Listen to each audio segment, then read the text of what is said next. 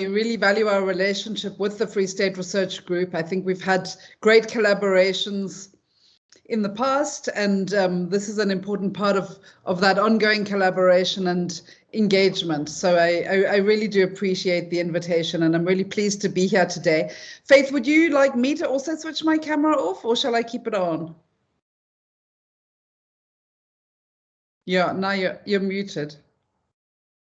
Sorry. Oh, sorry. I was saying it would be good to have your camera on, but okay. If you think it will affect your connectivity, you may switch it off. All right. Yeah. If I get load shed and I'm suddenly on my inverter, then I might do that. But I think it does help in these days of digital engagement to at least see a face. So I'll leave it on for now. So yeah, so thank you very much again for the invitation. I really appreciate it, and I'm posing that as part of this rethinking and reimagining.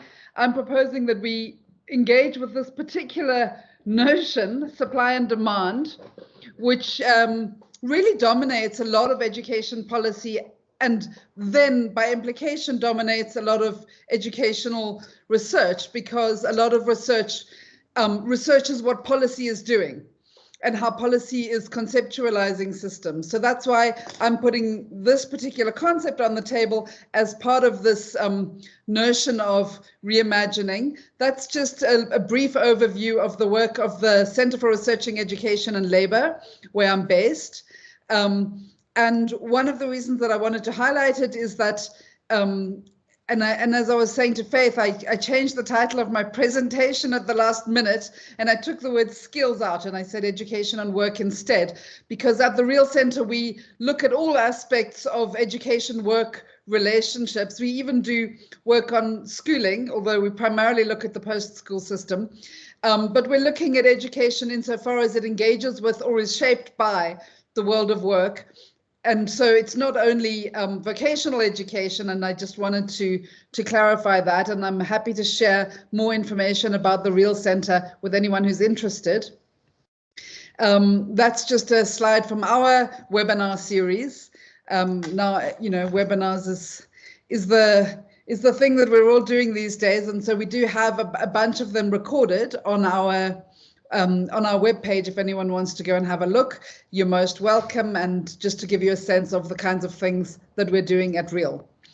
So I'm going to start here, and this is also emphasizing that when we're thinking about skills and knowledge and qualifications and education and educational preparation for work, it's a complex picture, and we're looking at different parts of the education system, how they engage with the economy, how they affect each other, and how each other's engagements with the economy affects them. So that might sound a bit complex. I'm going to say it again.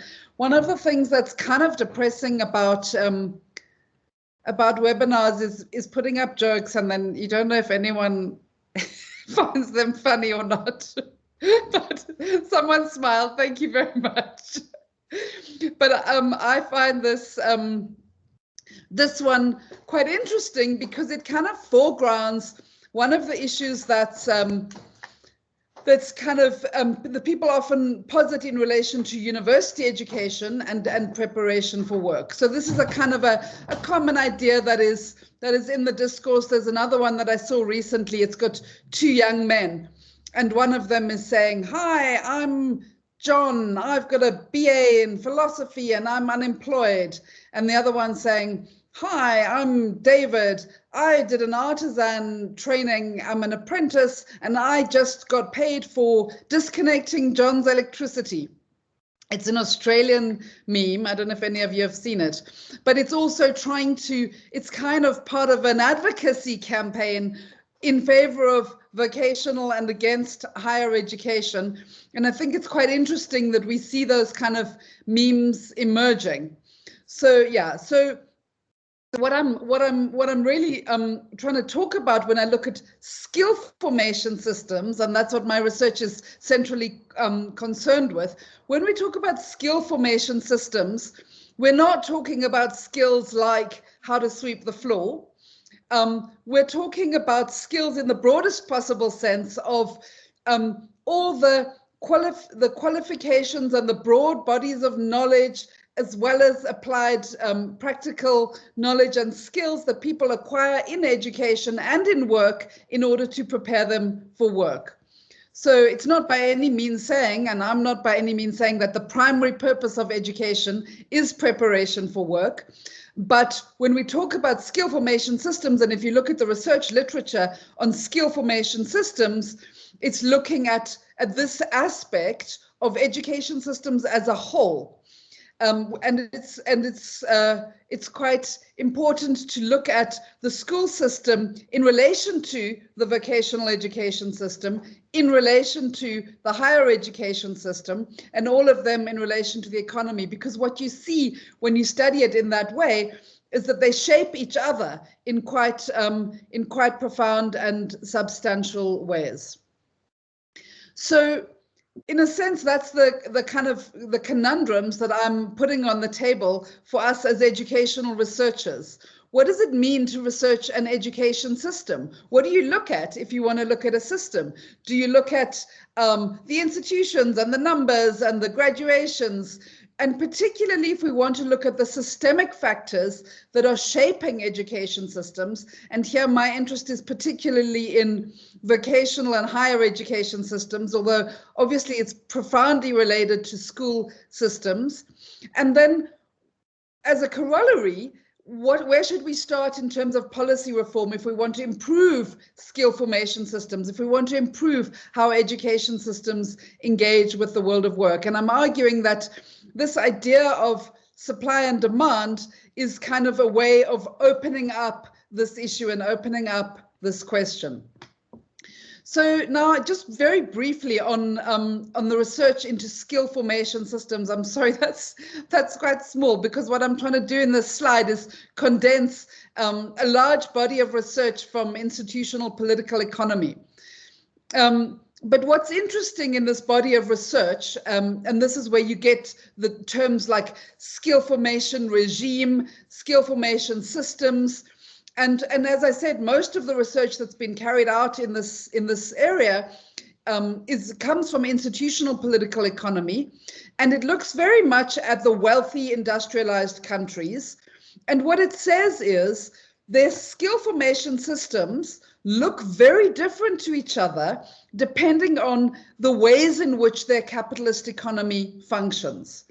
So just by way of example, the relative proportion of young people who are in vocational education compared to academic senior secondary school, the relative proportion of young people who are in vocational education compared to higher education, the extent to which vocational education happens through on-the-job training and apprenticeship versus through formal educational provision and so on, is all shaped by the economy.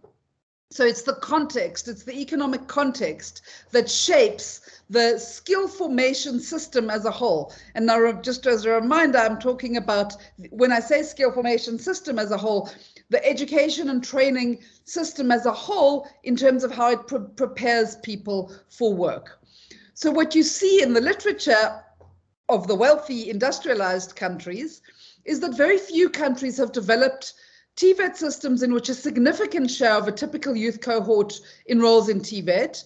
The successful ones are Austria, Denmark, Germany, the Netherlands, Switzerland. And what you see there, it's really striking from a South African point of view, is up to 65–70% of young people enrolled in vocational education at a senior secondary level. In other words, instead of doing an academic matric, hi Sue, I see Sue's just joined us. Instead of doing an academic matric or matric equivalent, senior secondary school equivalent, in these countries, most young people are doing a vocational qualification, and most of them, particularly in Switzerland and Germany, are doing it through an apprenticeship. So that's quite stark. Think about if you could imagine 70% of our matriculants doing an apprenticeship instead of a matric. It's quite a dramatic difference. So as I said, that's the wealthy industrial countries. There's a little bit of research on the Southeast Asia developmental states. There's a bit of research on Latin America and what is described as an industry-led vocational education model during at the time in which the Latin American countries were industrializing rapidly.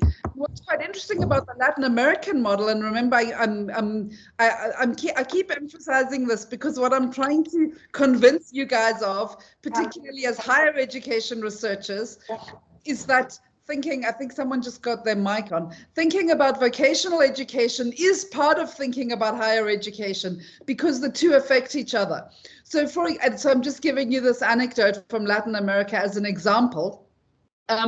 What is interesting about the successful systems that they built, and they've changed a lot since when they were initially built, but it was the time when Latin America was industrializing and also when they were urbanizing very rapidly. And there were large numbers of young people moving from rural areas to urban areas who didn't have the educational prerequisites. There was no way that they would ever get into academic secondary school or university.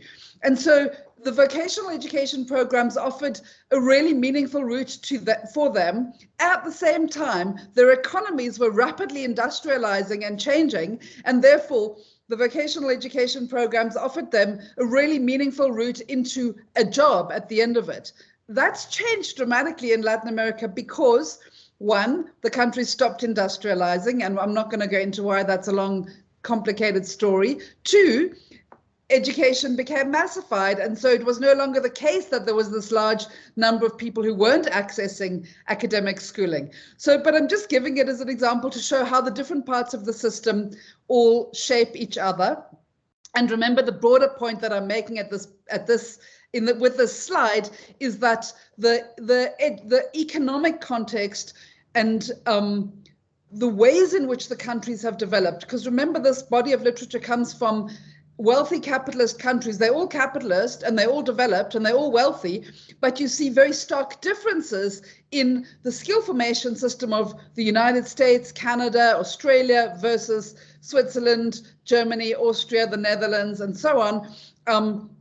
Because of their very different economies, their very different ways of organizing their economies. It's not something that starts from the education system. It's shaped by the economy and the nature of the labor market. And we can talk more in detail about how that works if people are interested in questions, because I need to move on very rapidly because this is just the background.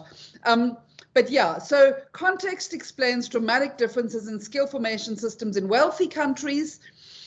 And what we see in most countries, including most wealthy countries, is that over the course of the 20th century, education levels rose, general education levels rose, higher education became massified, and that gradually forced TVET into more of a kind of residual role, more of a stigmatized part of the education system.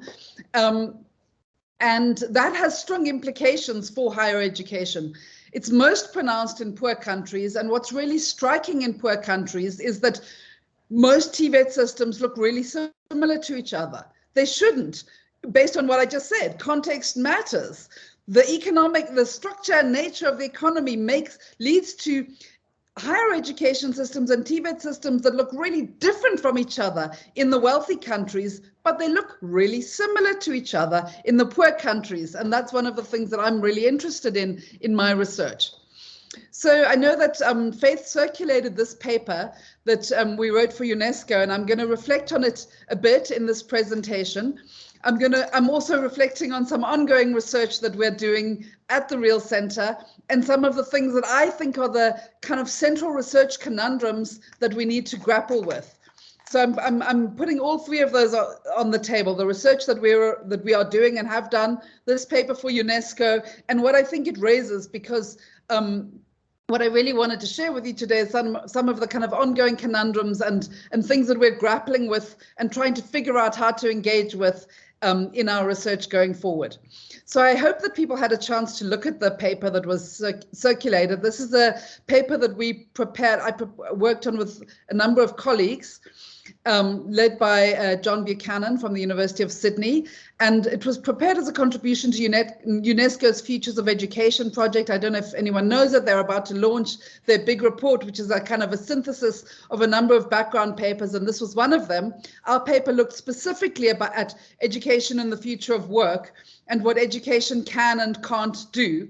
And so I shared it because I think that it really problematizes many aspects of this supply and demand notion that I wanted us to pull apart today.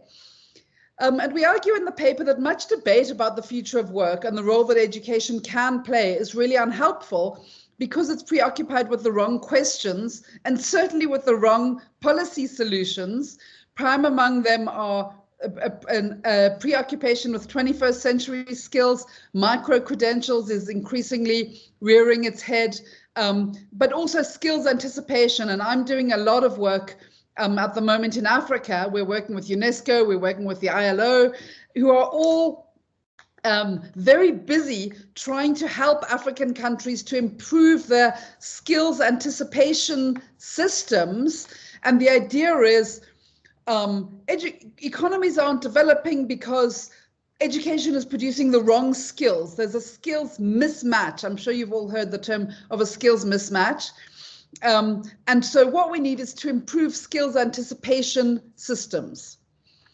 So I'm going to problematize that, but just very briefly on the UNESCO paper. So we raised these 5 kind of key questions. How important is education for economic development? To what extent is it the crucial determinant of jobs now, and will it be in the future?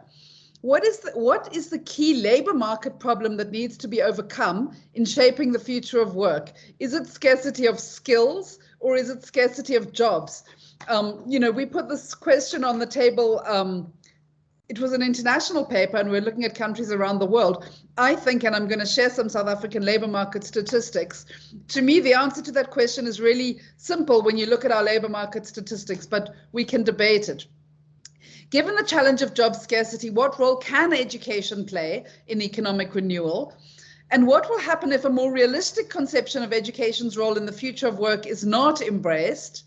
And what can education do well that will help create a more desirable future of work? So those are the kind of questions that we put on the table in the UNESCO paper, and I'll very briefly reflect on those.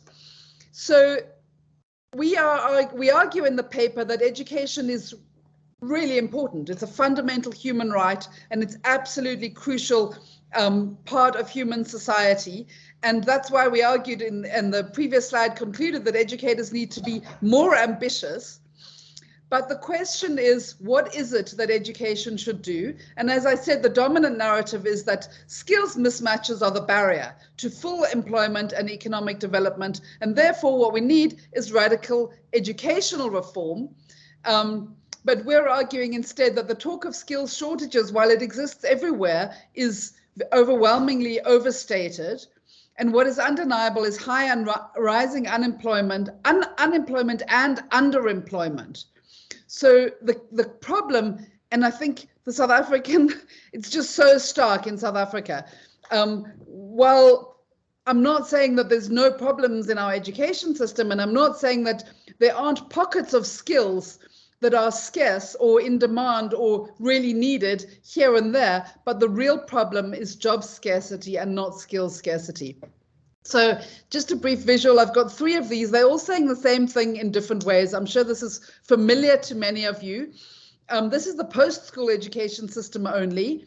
And this kind of image has been dragged out in policy documents for many years. This particular one comes from the National Plan for the Post-School System. And what it's showing is dramatic, what people call the inverted pyramid, because it's arguing that there's too many young people in our university system, not enough in our TVET colleges, and definitely not enough in our community-based education and training. And the little blue block at the bottom is because basically we can't compare them. We can't fit them into part of the triangle because we're not comparing apples with apples, although the green bit in the middle is also deeply misleading. because the numbers which are mentioned there, 737,000, actually triple counts many of the learners. So the triangle goes much more like that than what it looks like, because the learner enrollments for the NATED qualifications count each learner 3 times. Okay, this is another way of looking at the same thing. This graphic is from the work of the colleagues in Stellenbosch, Nick Spall, Savas van der Berg, and others. I don't have the reference on the slide, but I can share it. And it's really just showing our school system in terms of, for every 100 young people who enroll in grade R, and we know that we have universal enrollment, so all of our kids enroll in grade R. 60 of every 100 will write matric, and that just shows you how many of them go on. 4 of those 100 will complete a degree within 6 years of matric. This doesn't show you the vocational education picture. And this does give you a different picture. And yeah, I'm really I was trying to break down that pyramid and show it to you a little bit more disaggregated, because I think the pyramid is really misleading.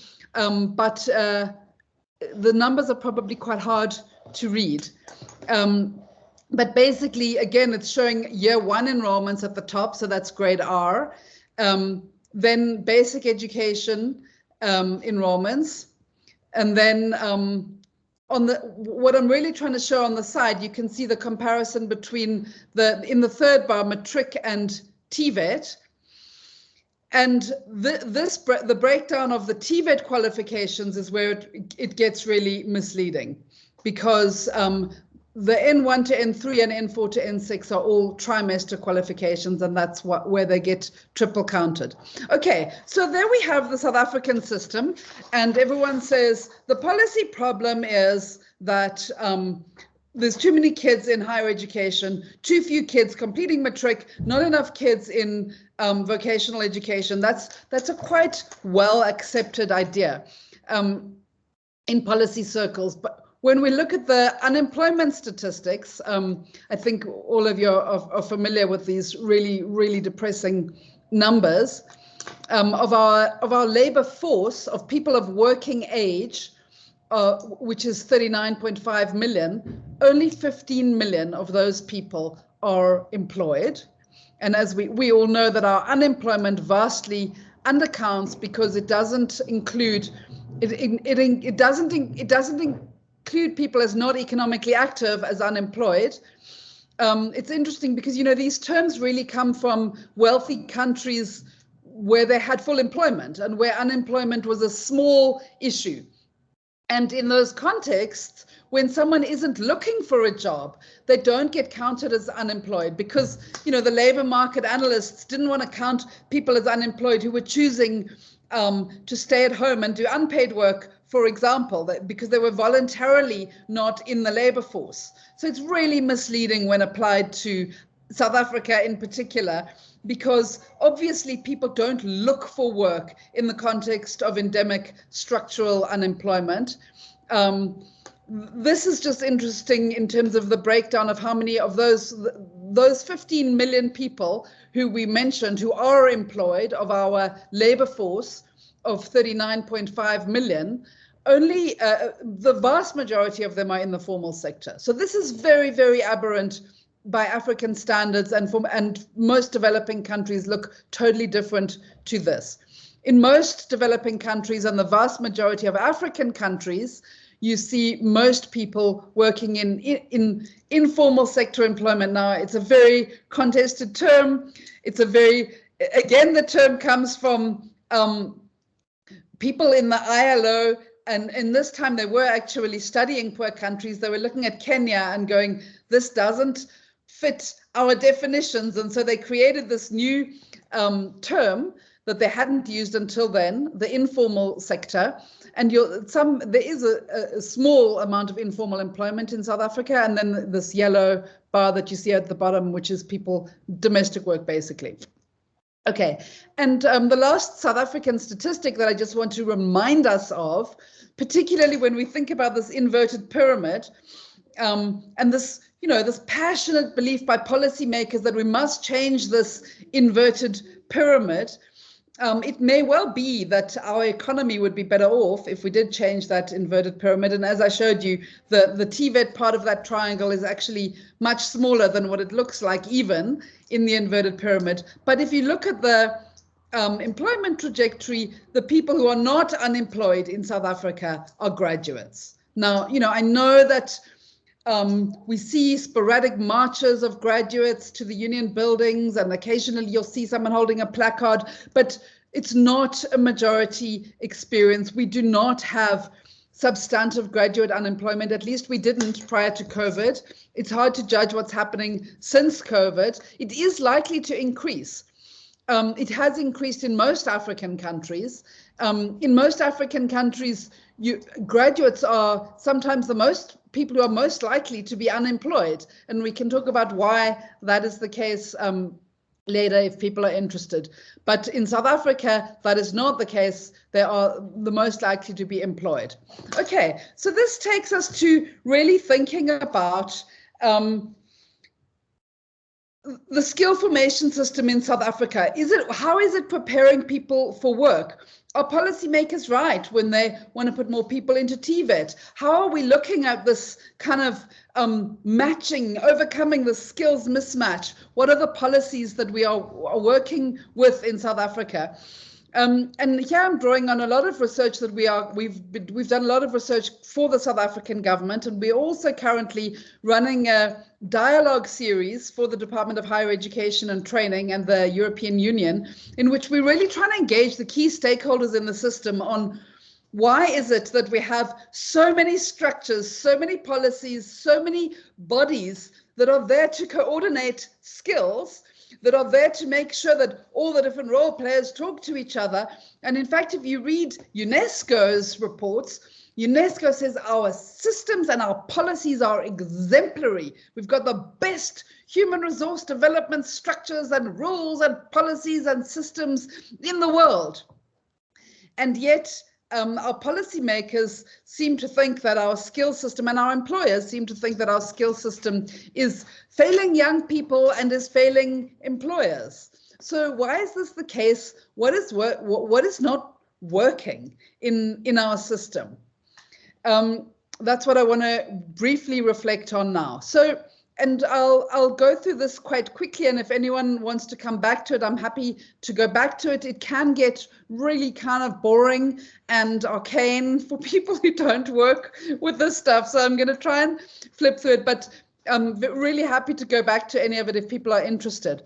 So what we see in South Africa is a lot of effort focused on this idea of skills anticipation. And as I told you, all of the international agencies are pouring a lot of energy into this around the world, around the African continent. Around, that's a terrible term to use in relation to the African continent. All over the African continent, development agencies are trying to help. They're putting aid, they're developing projects, they're developing rules and tools and systems to help skills anticipation.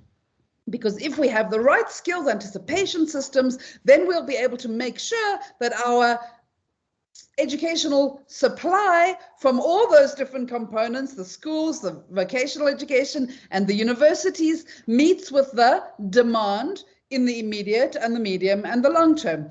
So in South Africa, we started by aggregating, I call it a sectoral bottom-up approach, because we created the SETAs, the Sectoral Education and Training Authorities, and we said, who knows what the demand is in the economy? It must be the employers. They're the ones who are employing people, obviously. So let's find out from them what are their skills needs, aggregated in sectors, because the SETAs are organized in sectors, and then we'll know what are the skills needs for each sector. It didn't work for a whole range of reasons, which I've done a lot of research into and which we can talk about. I'll just mention a few.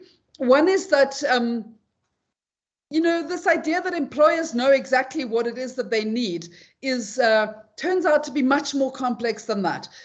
Firstly, even within the same occupation, different employers have different needs, depending on how big the employer is, depending on what technology they're using, depending on their work processes and work organization. But also employers don't think in the same categories that education systems are able to deliver education in. We were recently involved in supporting the DHEHD. Colleagues probably know that South Africa has an economic reconstruction and recovery program, which is supposed to rebuild our economy. I'm not sure if rebuild is the right term, but maybe build our economy post-COVID. And we supported the DHEHD in developing a skills strategy that is attached to, it's supposed to support and enable the economic reconstruction and recovery program. And so as part of this process, we asked some economists, they aggregated all of this data from all of the sectors that government had identified as priority sectors for economic reconstruction and recovery.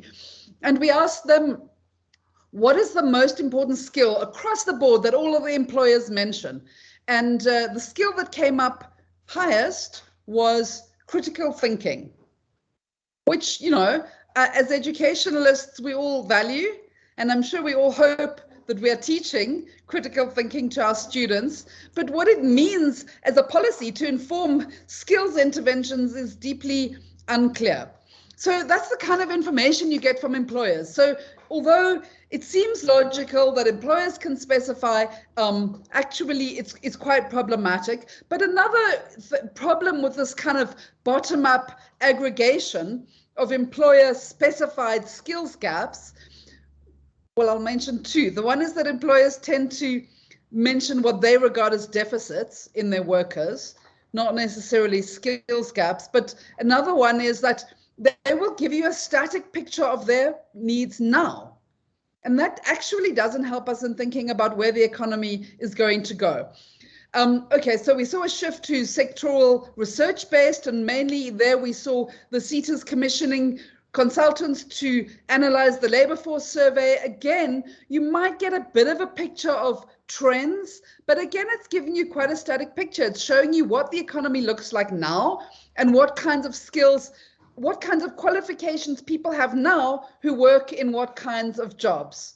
So does that really tell us what we need to know in the future? Then we've seen the DHEHD throw a lot of time and money and energy into attempts at centralizing planning and skills anticipation to large labor market intelligence projects. And one thing that I'll just note is that we see quite limited translation of all of this into supply, and I'm going to talk about that a little bit later. But I think that all of these show, someone's just joined and I think her mic is, oh, she switched it off now. All of these demonstrate the problems of thinking about education through a supply and demand metaphor. We've had also as part of, okay, I'm not going to talk more about the CETAs.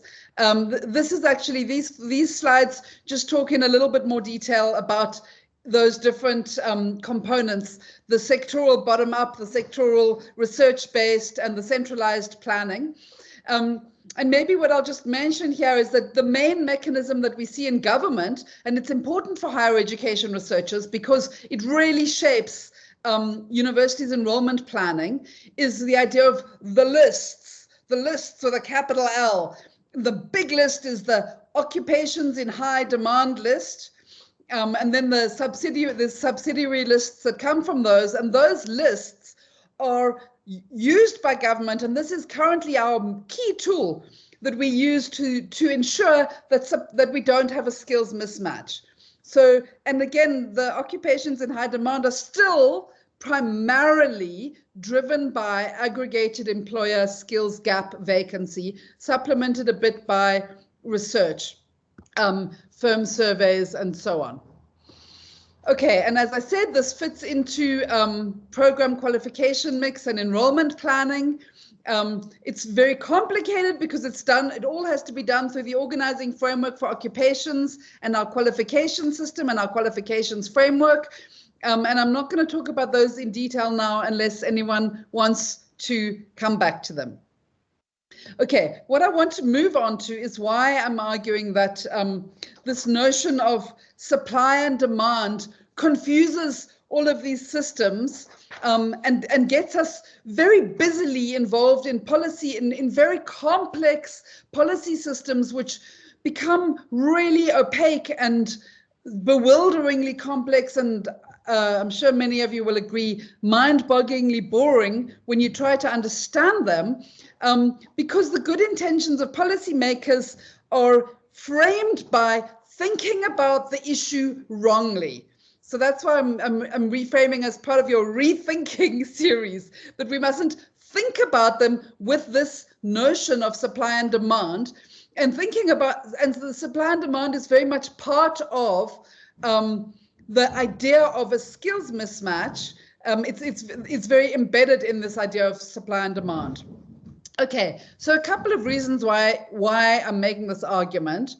The one is that skill, and we started off before we started the seminar by having an informal chat about the fact that this term skill is a problematic term, and it's a term that's subject to conceptual inflation.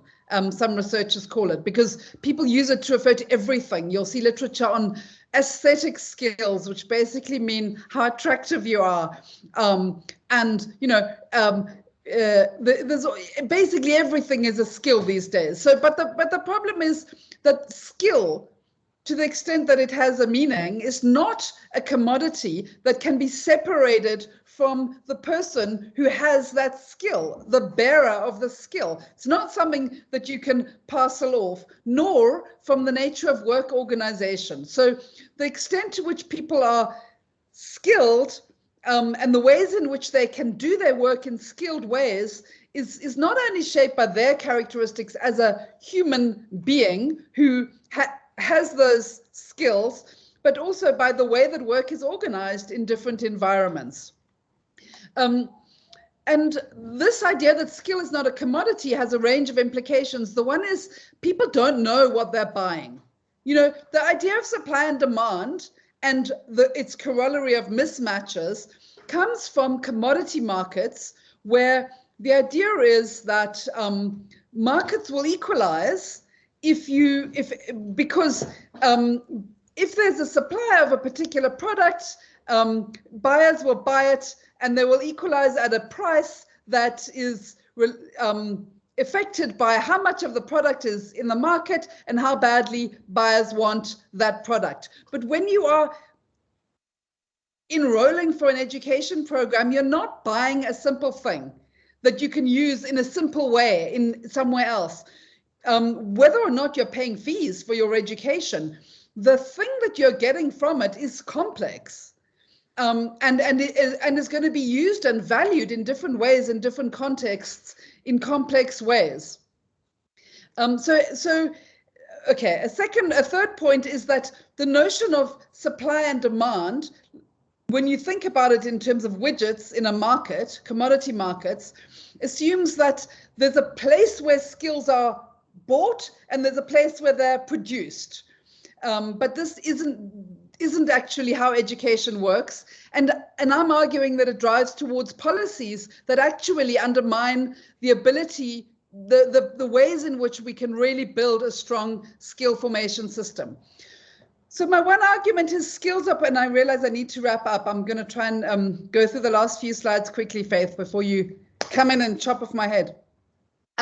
Skills are produced in the economy. There isn't a place where you can have a labor market anticipation system or aggregate employer vacancy or whatever it is that you want to do and go, these are the skills that we need, right? Send the specifications off to the factory, that's the education system, get them to produce the skills.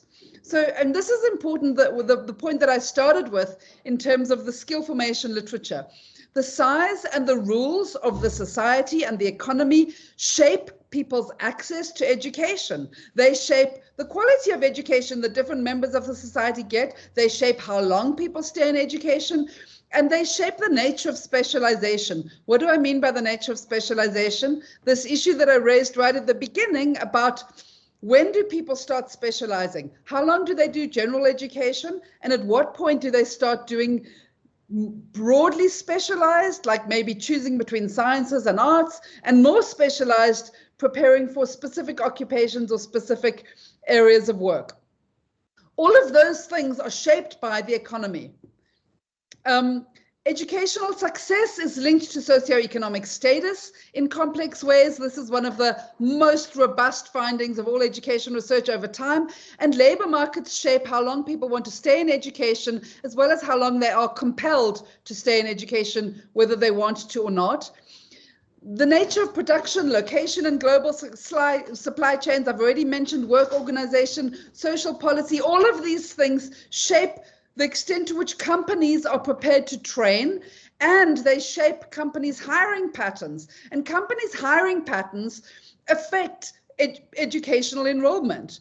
And finally, some learning happens in workplaces. So, and in all of this, when I say skills are produced in the economy, I don't mean skills aren't produced in universities. I don't mean skills aren't produced in colleges and schools.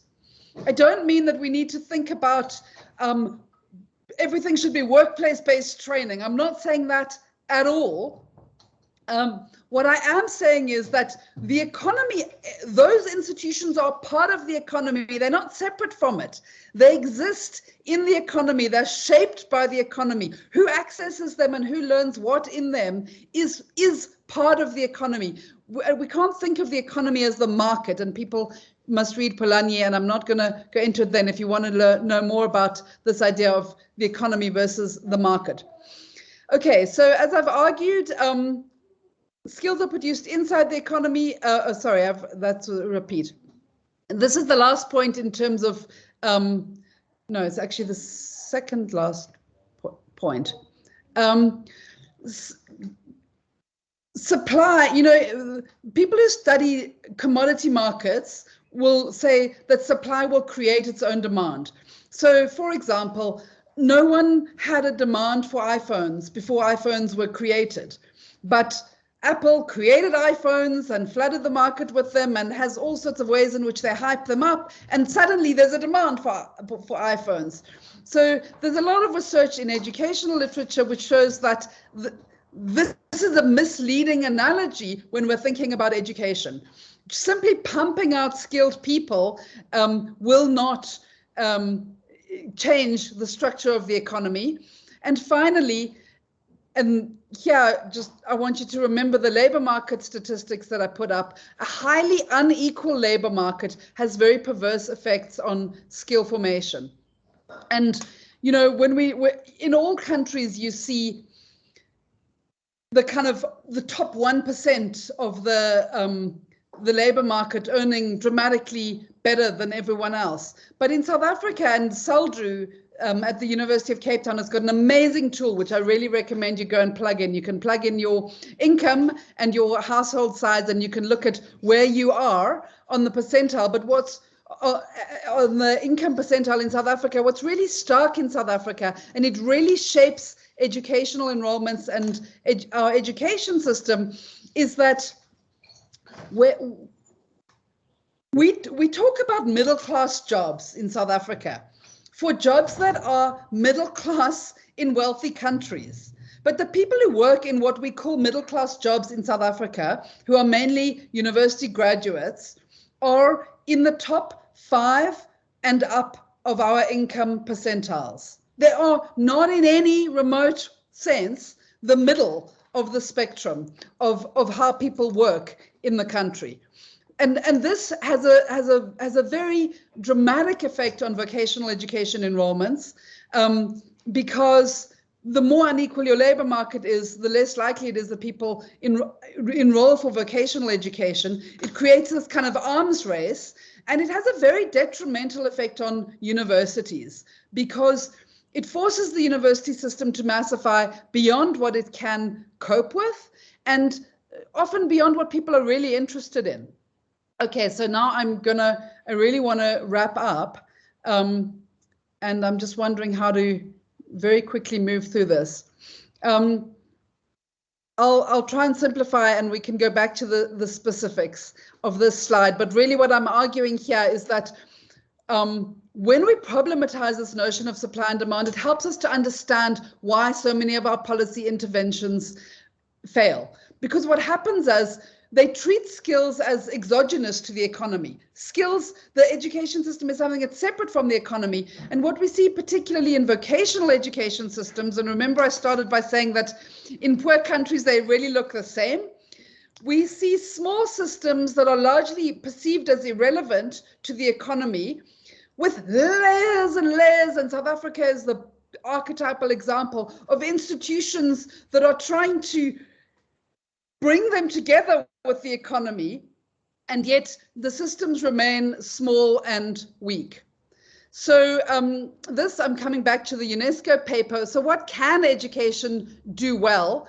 And we're arguing in the paper that we need to, one of the things about the supply and demand metaphor is that we need to stop seeing education as primarily about labor market needs, particularly because, as you saw from South Africa, and I think South Africa is very depressingly and very starkly ahead of a curve, but it's something that we're going to see in other countries in years to come, that the idea of full employment is just never going to happen. And we can't be only thinking about education in relation to the employment, but we all, you know what, I'm not going to talk about all of these points here because I think I've really gone beyond time. They are in the UNESCO paper and we can go back to them. I'm really happy to talk more about them. If anyone did manage to read the paper and has questions on them, or if anyone would like me to elaborate on them in question time, what I really just want to end with is putting up these research questions or questions for discussion. What can education be expected to do where economies are weak and labor markets are not absorbing people? Should curriculum and structure be more general or should it be more specialized? What does specialization mean? When should it be introduced? What should we look at when we want to research vocational and education, vocational and professional education? And here I've just got two little diagrams and then I'll go back to the those questions, and then I promise I'm ending.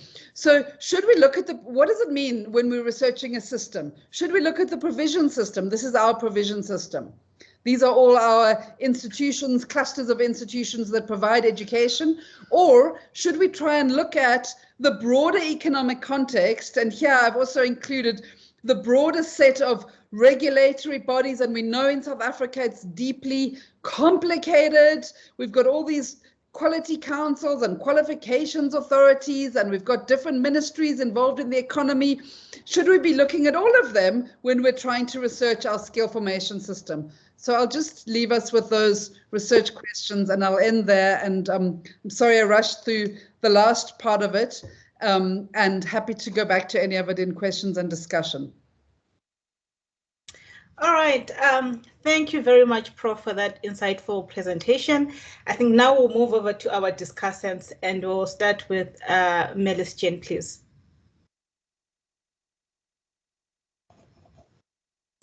I'm muted, yes, sorry. Thank you so much, Faith, and thank you so much, Stephanie, for this amazing mapping and presentation. There was so much depth and a lot to unpack in your talk. And I'm sure I won't be able to pick up everything, but I have identified some points that I'd like to raise, particularly in relation to UNESCO paper, which I have read with great interest.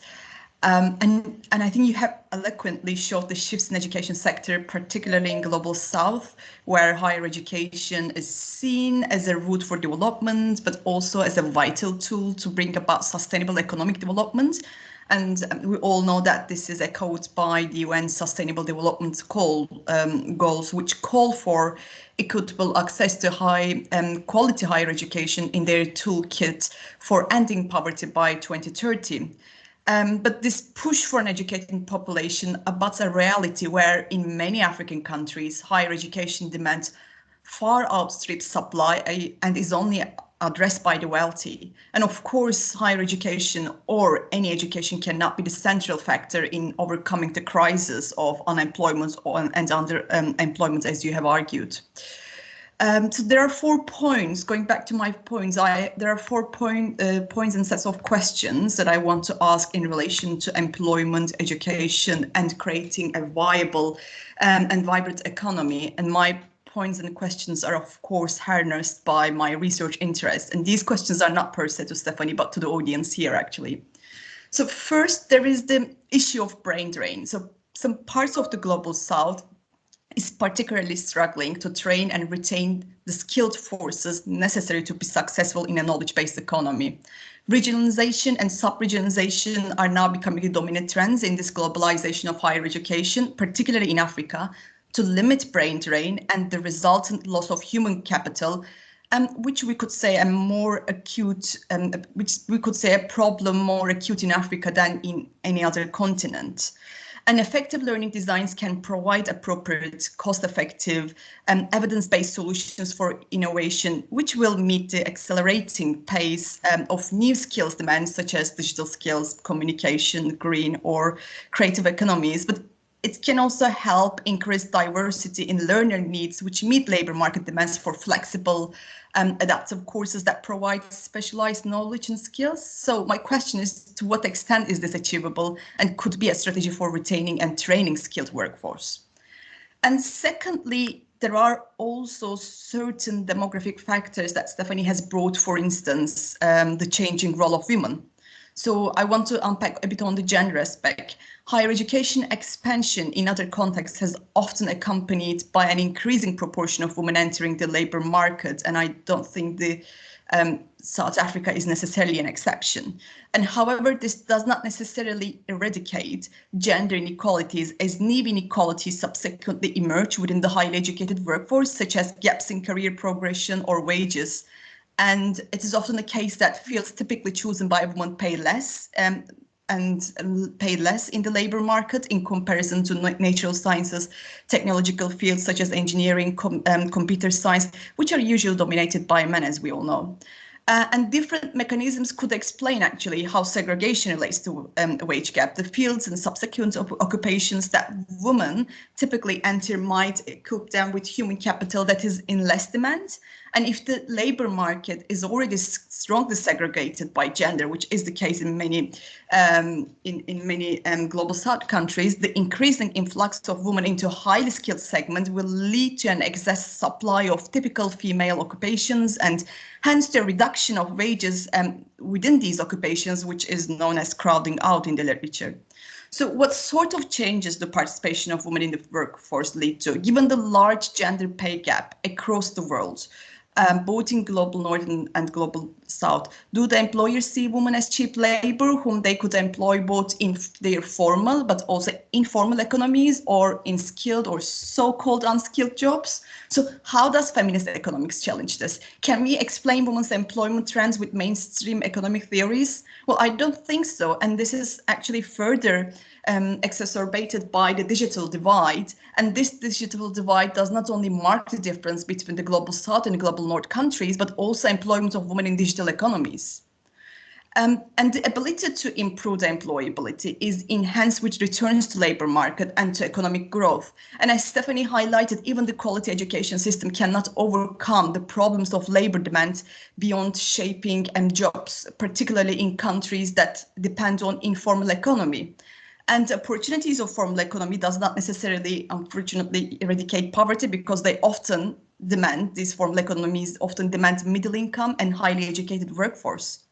And in countries with political and economic turmoil, increased inflation, we know that the response of formal sector is often significantly downsizing production activity, thereby reducing its capacity to employ new workers. And the only alternative for the youth is the informal sector. An informal economy, as we all know, particularly in southern countries, depend on most vulnerable, such as women, refugees, migrants, exploitation of labor. I mean, think about the factories in Bangladesh, or think about the factories in Turkey who are employing Syrian refugee women for less than $1 a day. So this brings also my third point. Thirdly, moving beyond higher education, as Stephanie has also argued that skills is just like quite a broad concept that we need to think beyond higher education. I want to ask if technical and vocational educational training really be a solution to employment or navigate the complexities of labor market. I mean, vocational education has often been suggested as a key intervention to youth employment, but there is a need to reimagine the role of vocational education and training in the African context, as Leslie Powell argues. And we need a move away from a narrow focus and on immediate employability and production, and maybe embrace wider questions of vocational education's purpose. Having said this, what I'm trying to argue is that training could include harnessing skills for work and life that contribute to poverty reduction through sustainability of families, communities, and the planet, as well as those that encourage productivity and the greening economies. And we also know that vocational education may not necessarily help one to find a job in labor market due to mismatch of the skills most unemployment youth possess vis-a-vis the available vacancies in the market, as also Stephanie highlighted. And there are also gender differences in the types of skills and training men and women would access. And this manifests itself in a context in which men often get training skills that primes them for hard physical labor. So gender segregation in skills development continues to be a central concern. And therefore, I think any skills development scheme or vocational education that aims to serve sustainability should first consider the precarious conditions of the poor and the women to offer a transformative agenda fostering entrepreneurship. And my final point is that, particularly in Africa, we are seeing a shift to creative economies. UN declared 2021 as the International Year of the Creative Economy for Sustainable Development, and South Africa has the potential to be an appealing country for a creative economy as it continues to build these clusters of creative industries. For instance, in South Africa, the cultural creative industries have been recognized as a key engine for growth, with annual growth in the sector averaging 2.4% compared to overall GDP of 1.1% between 2016 and 2018. And some subsectors in South Africa, such as visual art, crafts, audiovisual and interactive media, have had much higher growth, approximately over 5% in the same period. And interestingly, 69% of this growth occurred indirectly, such as through the jobs created along the supply chain. So, however, the lack of accompanying entrepreneurial and soft skills such as communication and digital skills, which are also essential and complementary to creative skills development, particularly for the youth coming from low-income backgrounds, have meant that the economic value of creative skills are yet to be realized. And such skills and training are particularly important to enable youth self-employment and to channel the creative energies of the young people. So the experiences of young people themselves need to be fed back into policies and strategies. And also as stated in the Concept Note for an African Dialogue series and seminar in May 2021, the governments need to be less top-down and to work more at the community level, working hand in hand with and actively listening to the communities that lie at the heart of cultural and creative production on the continent. So here I want to ask whether the creative economies or creative skills is a new myth or actually has the potential to start a change or shape the relationship between labor market and education. So that was all from me. Thank you for this fantastic talk. I hope my comments and questions make some sense. Thank you very much, Melis. I think before I give Stephanie the time to respond to your questions and concerns, I'll give Oliver Mutanga the chance to respond as well.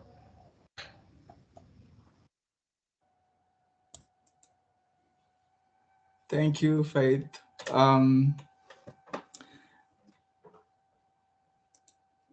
Thank you so much, Steph, for this interesting presentation. I think it gives us a lot to ponder on as we think about education and employment, especially in Southern Africa. And without repeating what you have already said, let me elevate this discussion further by focusing on two key points that you raised today, and that is, I think you raised also in your paper. The first point that you highlighted is the role of education in development. That is, education cannot overcome all the challenges in the domains or in other domains of the society. Indeed, this is true if we look, for example, at a country like Zimbabwe. It is reportedly one of the countries with most educated citizenry in Africa, yet it is going through a lot of economic and political challenges for some time now, including higher levels of unemployment and underemployment.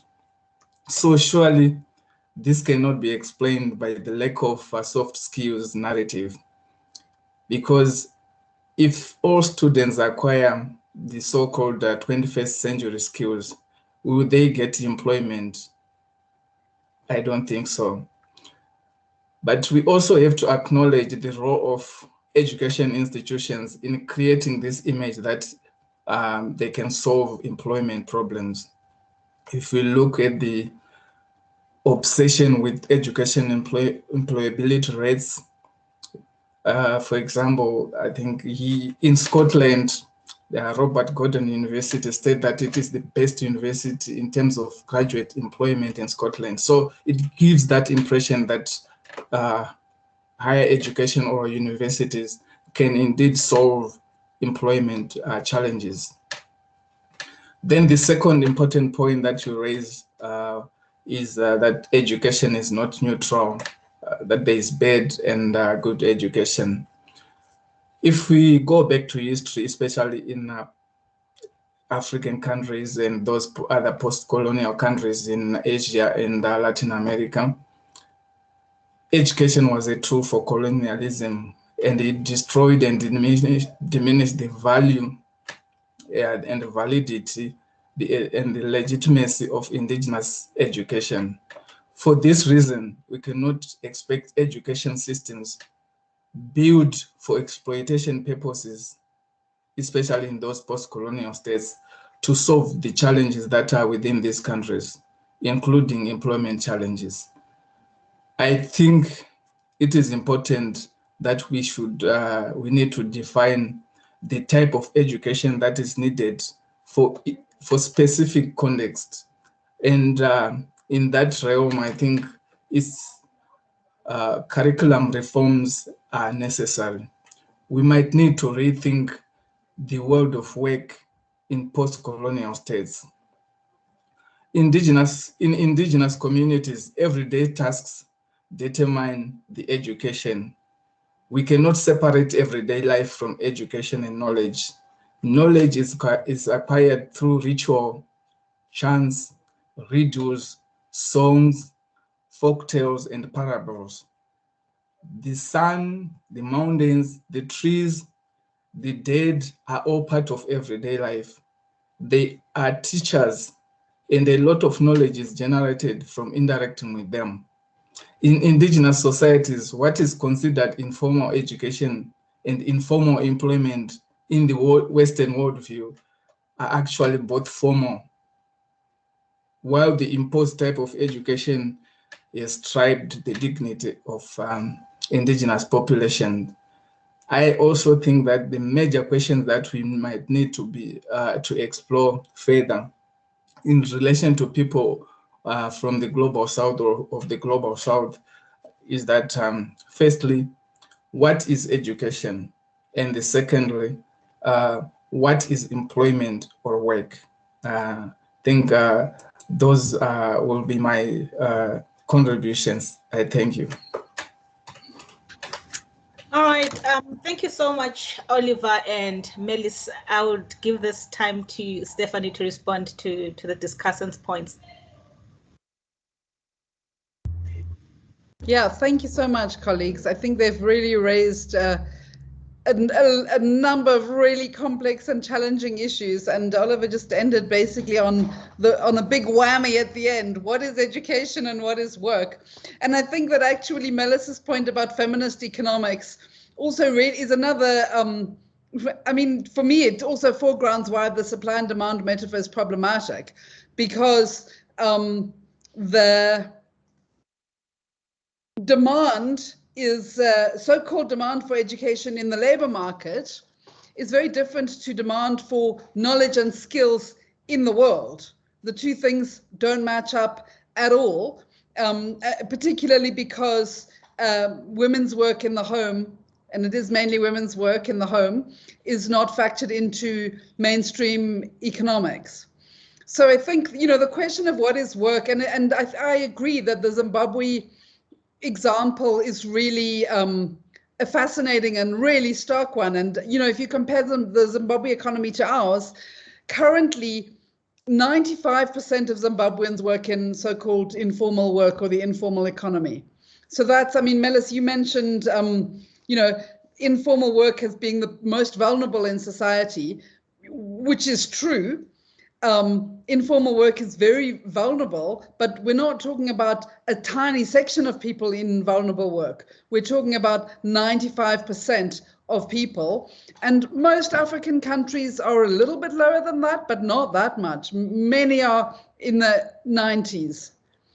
So yeah, so we have to think about the nature of work, but then for me and the nature of education, I think it leaves us with some unresolvable policy conundrums, and certainly they're unresolvable from within the education system. And I think it also leaves us with some implications for what education can and can't do. And I'm going to try and just reflect on that very briefly and bring in an answer to the Tanzanian question in the chat at the same time. So I think that you know, Melis, you spoke about the UNESCO kind of policy imperative for education for sustainable livelihoods. Let's just summarize it like that. I think it's a problematic discourse because it assumes that the reason people don't have sustainable livelihoods is a lack of skills. And if they had skills, then suddenly their livelihood would become more sustainable. And so let's just find the right skills that they need. I think the reason people don't have livelihoods is not a lack of skills. Sometimes some skills can help with some aspects of it, but it's not fundamentally a skills problem. And when we position it like that, I think we're being sucked into, and I think Oliver's right, that education is part of the problem, that they market themselves in this way. And the university rankings are part of that, but they suck themselves into a narrative that there is an educational solution to this problem. And I think we need to say there are some things that education can do in this situation, but fundamentally there is not an educational solution to this problem. So the question then is, what can education do?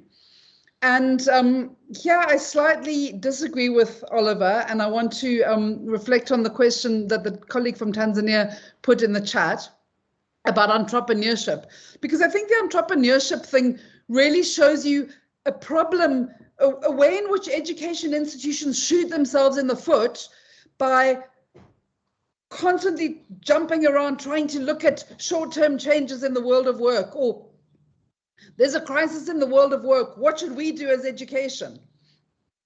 I think we have to say, what are we as education? And this is where Oliver ended. What is education? And therefore, what should we be offering people as part of what it is that we can do? And I think that when we become preoccupied with okay, well, there aren't any jobs, so let's teach people entrepreneurship. Oh gosh, that didn't work. Well, obviously it didn't work. Anyone who studies entrepreneurship knows, number one, entrepreneurs are people with capital, not skills. Number two, entrepreneurs, most of them fail. Most of the people with capital behind them fail. Small businesses fail. They don't work. So the idea that, you know, people aren't going to get a job, but give them a little bit of entrepreneurship skills and then they will. It's just, there's no basis for it. But what it does do is it means we're not doing the things that we could be teaching people in education. And this is where, Oliver, I'm not sure if I'm disagreeing with you or not, but my view of education is that we should be doing things that they can't do in their everyday life. We should be teaching things in formal education that they don't have access to in their communities. You know, we had a debate during COVID. I say during COVID as if COVID has passed. That's magical thinking. But anyway, we had a debate and someone said, well, you know, the one great thing about it is that kids have been in the communities and they learn so much by being in the community. And I thought, that's really sad. If if that's really what we're thinking, why are we trying to build education systems? We're building education systems because we think that we can teach things in formal education that people don't learn in their family, they don't learn in their everyday life. It's about leaving home, going to education, and learning bodies of knowledge that have been developed by people across the world. And yes, we need to challenge them, particularly when the bodies of knowledge, like I said, the concepts that we're working with, employment and unemployment, are concepts that are Western concepts and are very problematic. So we have to be constantly challenging the concepts, but I don't think we want to be mimicking in formal education what happens in communities, because we need to be able to think about what, about what education can do that people don't access. And I think that it's about giving people access to knowledge, bodies of knowledge that are part of humanity. They're part of all of our collective heritage and culture. They've been developed collectively by people from different continents over many years. There's problems with them. We need to contest them. But for me, that's what we're doing in education, obviously with a whole bunch of other things as well. But I think that's why I'm saying we need to focus on what education can do, and we get sucked into solving economic problems, and we end up undermining what it is that education can actually do. So I haven't responded to all of your points, but I think we should also hear what people want to say. And there's other questions in the chat. I don't know if I should respond to them, Faith, or if people want to come in and speak. It would be great if people can unmute themselves and speak. But while people formulate their thoughts, maybe you could respond to what Fenella has raised. She says she's picking up on the concept of agile stability that is in the UNESCO paper. And she wonders if you could suggest what that might look like in South Africa. Yes. So Fenella, we are arguing against particularly what's a dominant policy trend in vocational education, although I think it's coming in higher education and it's going to hit higher education. If you think about most of your work in higher education, university enrollments are linked to funding. So in universities, we get funding per student who's enrolled from the state. And it works in higher education. Why? Because the institutions are quite strong and robust, and they're big enough to be able to cross-subsidize. But where you have enrollment-based funding in weak education systems, I was just interviewing someone from another African country this morning, and he was raving about how wonderful it is that they only give funding to vocational education providers for each learner who's enrolled in the program. Now, this is a model of reform under the rubric of competency-based education, which is very dominated vocational education and training in many countries. It's very much pushed by donors in developing countries. And what it does is it's learner enrollment-based funding and program-based funding, which you might think sounds fine because it's what you have in universities, but it's a terrible way to build institutions. So what we're arguing for is that if you want education institutions to be responsive, and the notion of responsiveness is a complex one, which we can debate. So I'm just going to use it as a shorthand for now. But if we do want institutions to be responsive, to be looking at what's happening, and I'm not saying that we shouldn't be. I'm not saying that there should be no engagement with employers, no engagement with the world of work. We should be, particularly in professional programs, which most of our programs in university are, and obviously vocational education and training programs. For institutions to be able to do that, they need to be strong, robust, stable institutions, and then they can develop agility. So we're contrasting this notion of agility because, Fenella, in the vocational training world, this notion of agility has been introduced to say, if we fund, and I actually heard a World Bank economist talking about this at a conference, and she said, you have to keep the institutions hungry. If they're hungry, they'll be agile. Because then they'll be providing the programs that employers really want.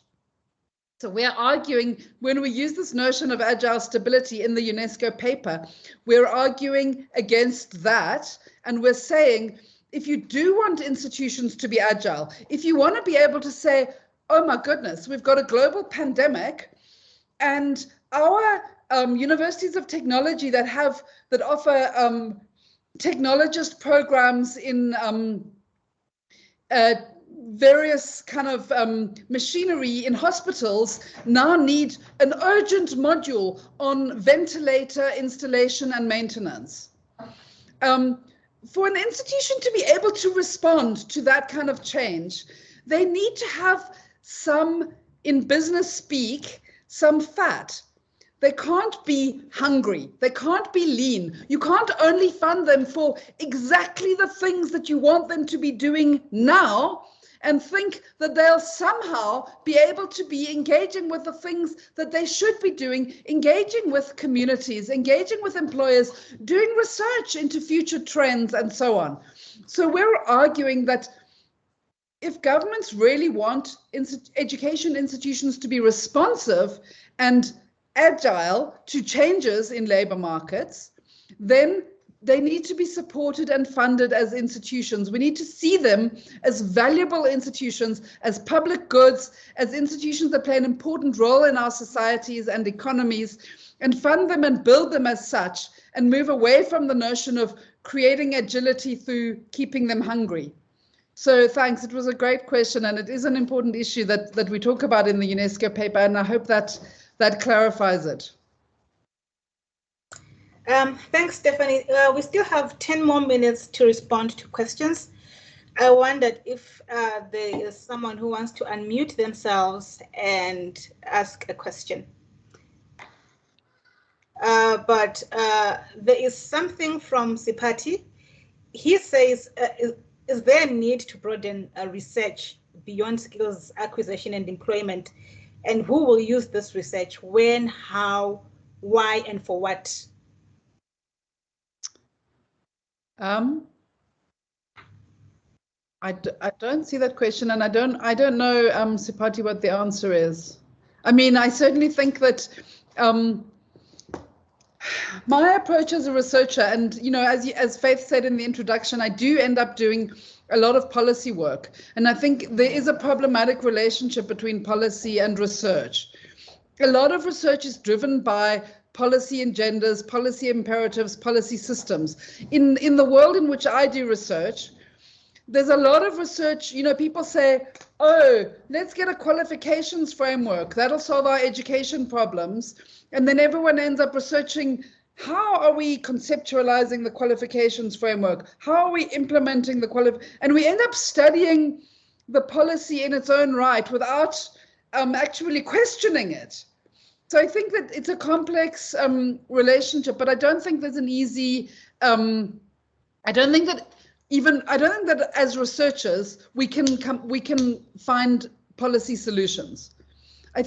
I mean, obviously sometimes we can, and obviously, if people have now developed a pill that helps cure COVID if you take it in the early stages of being diagnosed, that's solving a real problem in the real world. Obviously research can do that, but I think that in the social sciences, what we're really trying to do is understand the world better.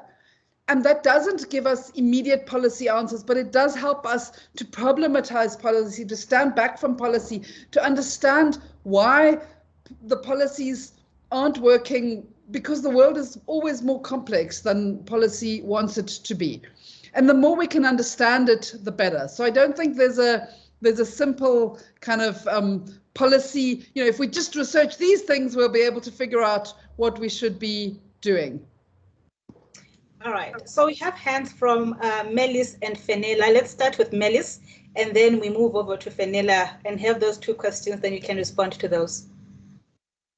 Thank you so much, Stephanie. This has been a really absolutely engaging session. I have like so much questions in relation to other small bits and pieces here and there. But one of the things that I just want to ask, that you have actually very well problematized entrepreneurship education. So it is, it is being such I wouldn't say the word fashion thing, but especially when working in vocational education context in global South countries, it is becoming a very something that is being put forward all the time, because most of the time, like the economy, we are living in informal economies. I mean, it's just like most of the economies in global South is based on informal sector, and entrepreneurship education is often given as a package that this needs something that young people to learn so that they can create self-employment opportunities for them. But as you said, it's just like when they don't have the capital, it just like fails, and they don't necessarily can go into such a. So I just want to ask, what is the ideal way of entrepreneurship education? In what context should it be offered? And if we're living in such an informal sector, is there a way to really sort of package this in a way that it creates a meaningful difference in young people's life? I mean, this has been I've been part of so many several programs in Turkey with refugees, and the first thing they were just giving to Syrian refugees were that skills training. But that skills does actually really fails the people, because they were getting all this skills training, but there is no jobs in the market. So it's just like failing people in the sense that they lose their belief in education, that education can take them anywhere. And the other things that is all entrepreneurship, as you said, is just like basically not working out, because even if they have capital, they just don't want to risk that capital, do they? So what is the best context of offering this kind of entrepreneurship / skills development? Yeah, I mean, it's a great question, and Martin asked a question in the chat, and Martin, I can't give you a new mantra, but I think that how can you best offer entrepreneurship education? Well, there's really interesting studies from development economists who look at, so the development economists talk about learning by doing, which is something that's very attractive to a lot of educationalists, but they're not talking about it the way educationalists usually talk about it. Educationalists, particularly in vocational and professional education, there's an emphasis on practical training. What the development economists mean when they talk about learning by doing is, if you want to run a factory, you need to learn how to run a factory. It's not straightforward. So there's literature, for example, in those horrible factories that you were talking about in Bangladesh, Melis, where the Bangladeshi government sent factory managers from Bangladesh to go and work in factories in South Korea and learn by doing about how to run a factory. Because there's so much tacit knowledge involved in running a factory that is almost impossible to pick up in an education program or in any kind of formal way. So they learned, and then they went back to Bangladesh and ran much more successful. This is in the garment industry, and yes, it's exploitative, and it employs mainly exploited female workers, and that's a whole nother set of issues that we can talk about. But as part of its industrialization drive, their factories became more successful because they had developed the tacit skills of running a factory. So I'm giving you that example by way of saying that I think there's things that education institutions are good at, and there's things that they're less good at. And we shouldn't teach the things that education institutions are less good at. Teachers are not entrepreneurs, and entrepreneurship is not something best learned in an educational environment. Now, where does that leave us? I don't think it leaves us anywhere easy or comfortable. But for example, where informal economies are well established, like in, sorry, Martin, because I was just actually about to give some insight into your question, but I can send you some resources. But in West Africa, where you have extensive informal economies, you also have extensive informal training programs. And learners are apprenticed into informal work by people who are working in the informal economy. They're apprenticed informally and trained informally, but they do learn how to work for and in those economies. So, you know, it's problematic. I'm not at all saying it's perfect. Some of those programs are better than others. Some of them are quite exploitative. The families often have to pay to the master trainer. There's all sorts of issues and complexities involved, but it does start in the workplace. And that's where learners are really learning. So I just think that, you know, insofar as entrepreneurship is important, and insofar as there are skills that you can learn in entrepreneurship, there's not a lot of them that are best learned in education, unless we're talking at quite a high level in terms of, I don't know, strategic planning and accounting and all of those skills.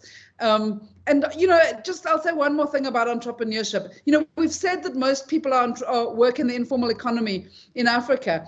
Most people are entrepreneurs already. In South Africa, no, because we've got structural unemployment. It's another story.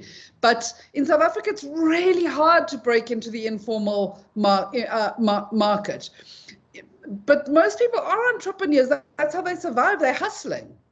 So I just think that we must just be cautious of finding there are real problems that confront economies, and there are real problems that confront people's lives.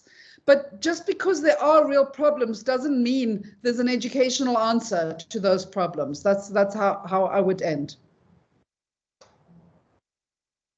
Thank you very much, Stephanie. We are at 2 o'clock exactly, and I see that a lot of people have to leave for different commitments and other meetings. So I suggest that we end the discussion here. I know Fenella had a question, but we'll always pick up the question with Fenella. And I would really like to thank you, Stephanie, and thank you, Oliver and Melis, for being the discussants today. Thanks to everyone who has joined us today. This definitely calls for a further discussion. Maybe next year we can invite you and pick up on where we left today, because there are a lot of comments and questions that I think would form an interesting conversation. But anyway, although this is the final webinar for 2021, our BBTs are continuing. We have one next week and the final one on the 6th of December. We will be sending out links for the BBTs. Otherwise, thanks a lot, Stephanie, and bye to everyone. Thanks again for the invitation, Faith. And thanks everyone for coming. It was great to be here with all of you today. Hope we meet in person one day. Wonderful, wonderful. Thank you. To discuss it very much. Thank you. Bye-bye. Cheers, everyone. Cheers.